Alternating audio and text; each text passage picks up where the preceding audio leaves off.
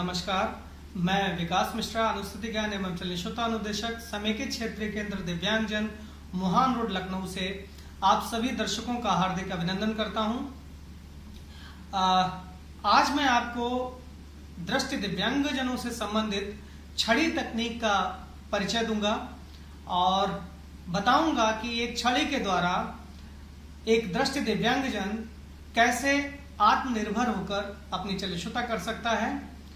मैं प्रैक्टिकल के माध्यम से आपको बताऊंगा कि किस तरीके से छड़ी को यूज किया जाता है। आइए देखते हैं हम लोग। ये है लॉन्ग केन। सबसे पहले मैं आपको बताऊंगा कि लॉन्ग केन की हाइट कितनी होनी चाहिए, क्योंकि बड़ी भ्रांतियां हैं इस लॉन्ग केन को लेकर कि इसकी हाइट कितनी होनी चाहिए। हमेशा लॉन्ग केन की हाइट यूजर के अकॉर्डिंग होनी चाहिए, अर्थात यूजर की चेस्ट बोन तक, जिसे हम लोग स्टर्नम बोन बोलते हैं, स्टर्नम बोन तक लॉन्ग केन की हाइट होनी चाहिए। अगर हाइट ज्यादा होगी तो केन ज्यादा दूरी तक जाएगी और यूजर को प्रॉब्लम आ सकती है। अगर केन छोटी होगी तो वह कम दूरी तक डिस्टेंस कवर करेगी, जिससे कि यूजर को समस्या हो सकती है। तो सबसे पहले लॉन्ग केन की हाइट हमेशा यूजर के स्टर्नम बोन तक होनी चाहिए। दूसरा है कि हम लोग फोल्डिंग केन की हाइट को चेंज नहीं कर सकते हैं, क्योंकि उसमें पाइप लगे होते हैं। लेकिन अगर आपको लॉन्ग केन मिलती है तो उसको नीचे से काटकर उसकी हाइट को चेंज किया जा सकता है, बदला जा सकता है। तो कोशिश करें कि यूजर की हाइट के अकॉर्डिंग ही केन का चयन करें। नेक्स्ट स्टेप पे मैं आता हूं। जो बेसिक केन टेक्निक की जो सबसे पहली स्टेप है वो है ग्रिप, अर्थात केन को पकड़ना। तो मैं बताऊंगा कि केन को किस तरीके से पकड़ा जाता है। देखिए, आप मेरा हाथ देख रहे होंगे, मैंने केन को ग्रिप किया हुआ है, अंगूठा ऊपर की तरफ से आया हुआ है और जो इंडेक्स फिंगर है वो इंडिकेट कर रही है नीचे की तरफ, टिप की तरफ, और बची हुई 3 फिंगर्स नीचे की तरफ से आई हैं। तो यह ग्रिप की सिचुएशन है। इसी तरीके से आपको ग्रिप करना है। कुछ लोग ग्रिप को इस तरीके से करते हैं, लेकिन यह ग्रिप की यह स्थिति सही नहीं है। हमेशा ग्रिप को इसी तरीके से करना चाहिए, क्योंकि ऐसी स्थिति में अगर छड़ी कहीं टकराती है तो क्या होता है, हाथ पूरे तरीके से खुल जाता है इस तरीके से और केन हाथ से छूट जाती है। लेकिन इस स्थिति में हाथ खुलेगा नहीं और हो सकता है वो छड़ी आपको नुकसान पहुंचाए, आपके पेट में या कहीं पे चोट लगा दे। आप इसी तरीके से ही छड़ी को पकड़िए जिस तरीके से मैंने बताया हुआ है।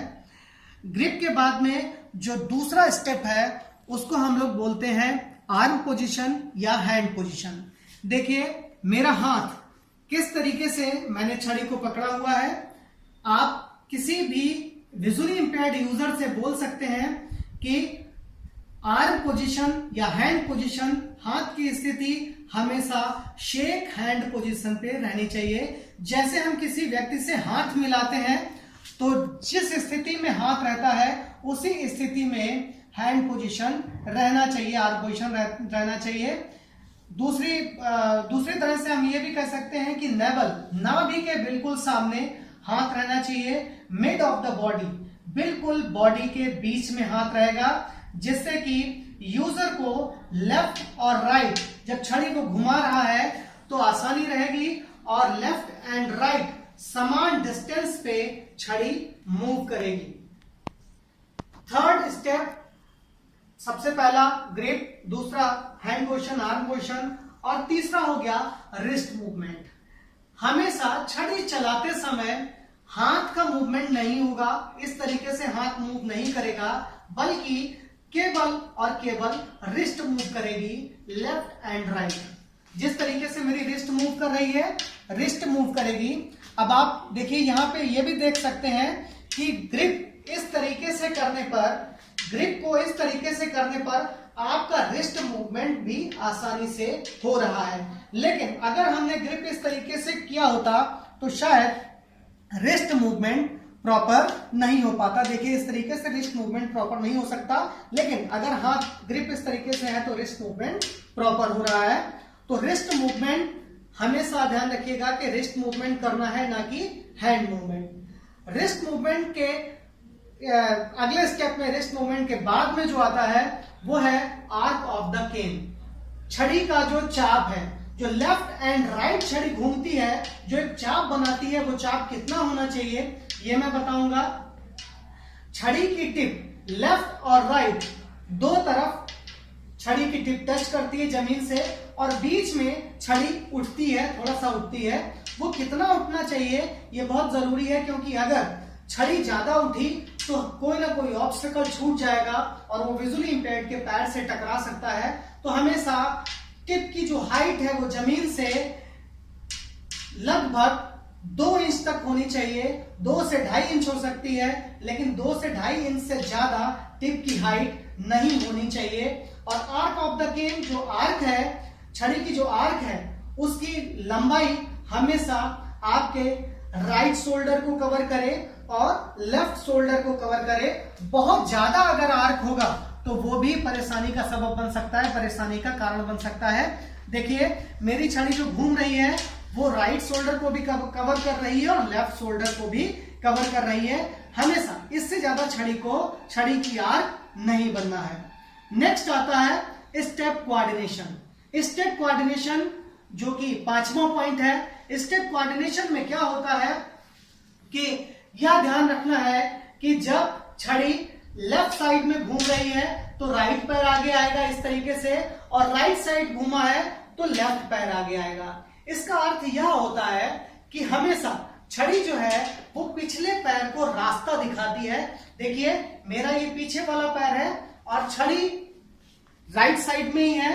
छड़ी राइट साइड में, अर्थात छड़ी राइट साइड में आकर ये बता रही है कि राइट साइड में बिल्कुल कोई बाधा नहीं है, कोई बैरियर नहीं है, आप अपना पैर बढ़ा सकते हो। जैसे मैंने ये पैर बढ़ाया, छड़ी लेफ्ट साइड आई, अब मेरा पैर लेफ्ट पैर पीछे है।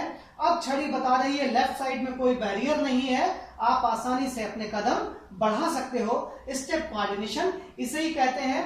देखिए फिर से मैं एक बार दिखाता हूं इस तरीके से। नेक्स्ट जो है लास्ट पॉइंट, जिसको हम लोग बोलते हैं रिदम। रिदम बहुत जरूरी पॉइंट है।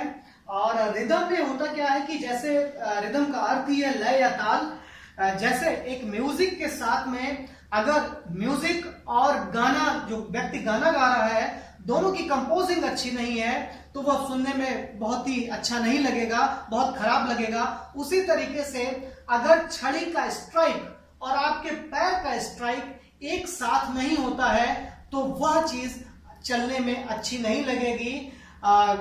दूसरा जो व्यक्ति देख रहा है उसको ऑकवर्ड लगेगी। देखिए सबसे पहले मैं गलत तरीके का यूज कर रहा हूं,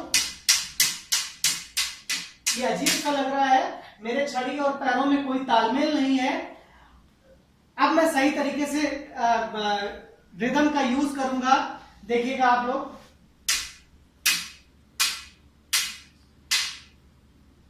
फिर से मैं एक बार आपको दिखा रहा हूं, सही तरीके से रिदम का यूज करूंगा। मतलब मैं छड़ी को स्ट्राइक कर रहा हूं जमीन पर, वैसे ही मेरा पैर भी जमीन पर आ रहा है। तीसरी बार मैं फिर से आपको दिखा रहा हूं। देखिए ये पैर बढ़ाया और जैसे ही पैर ने स्ट्राइक किया वैसे ही छड़ी भी स्ट्राइक हो रही है।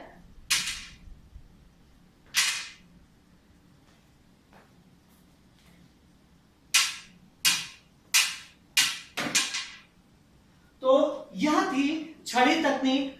छड़ी तकनीक के माध्यम से अगर इस तरीके से कोई भी विजुअली इंपेयर्ड इस तरीके से छड़ी का यूज करता है तो कभी भी वो किसी भी बैरियर से नहीं टकराएगा।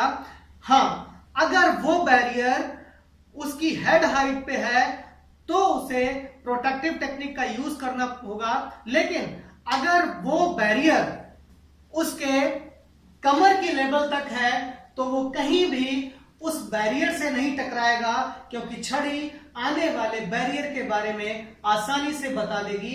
इवन छड़ी यह भी बता देगी कि जिस सरफेस पे आप जा रहे हैं वो सरफेस कैसी है, वो जमीन कैसी है, वो सीमेंटेड है या मिट्टी है या घास है, वो छड़ी आपको बताते हुए चलेगी।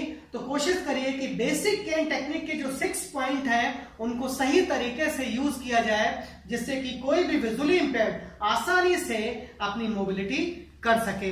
अगले भाग में मैं छड़ी की अलग अलग जो बेसिक केन टेक्निक है उससे अलग मैं यह बताऊंगा कि और छड़ी को किस तरीके से यूज किया जा सकता है, जैसे सीढ़ियों पर, जैसे डायगोनल टेक्निक क्या है, जैसे ड्रैग टेक्निक क्या है, किस तरीके से अलग अलग तरीके से पेंसिल ग्रिप क्या है, किस तरीके से अलग अलग तरीके से छड़ी को पकड़ा जा सकता है, वो मैं आपको बताऊंगा। आज के लिए बस इतना ही। आप सभी को बहुत बहुत धन्यवाद। नमस्कार।